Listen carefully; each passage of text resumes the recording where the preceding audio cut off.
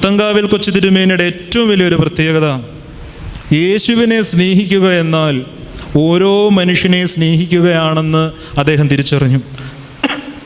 അദ്ദേഹത്തിൻ്റെ ഇടയ ശുശ്രൂഷയിലെ പൗരോഹിത്യ ജീവിതത്തിലെ ഏറ്റവും വലിയ ഒരു തിളക്കമാർന്ന സംഗതി അതായിരുന്നു. പ്രിയമുള്ളവരെ, അടുത്തു വരുന്ന ഓരോ മനുഷ്യരെയും വിശുദ്ധ മദ്ബഹായിൽ പ്രവേശിച്ച് കുർബാനയ്ക്കുള്ള അപ്പം കയ്യിലെടുത്ത് എങ്ങനെ ആ തിരുശരീര രക്തങ്ങൾ കൂദാശ ചെയ്യുന്നു, അതേ തീവ്രതയോടെ തന്നെ, അതേ ആത്മസമർപ്പണത്തോടെ തന്നെ പള്ളി വിട്ടിറങ്ങിക്കഴിഞ്ഞാൽ തൻ്റെ അടുക്കിലേക്ക് വരുന്ന ചെറിയവനും വലിയവനും കറുത്തവനും വെളുത്തവനും ഒക്കെയായ ഓരോ മനുഷ്യരെയും സ്നേഹിക്കാൻ മനസ്സ് കാണിച്ച ഒരു വലിയ മെത്രാപ്പോലിത്തയായിരുന്നു പുത്തങ്കാവിൽ കൊച്ചു തിരുമേനി.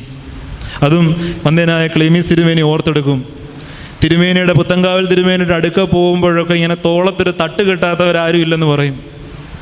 അടുത്ത് നമ്മളെവിടെയെങ്കിലുമൊക്കെ ഇങ്ങനെ സംസാരിച്ച് നിൽക്കുമ്പോൾ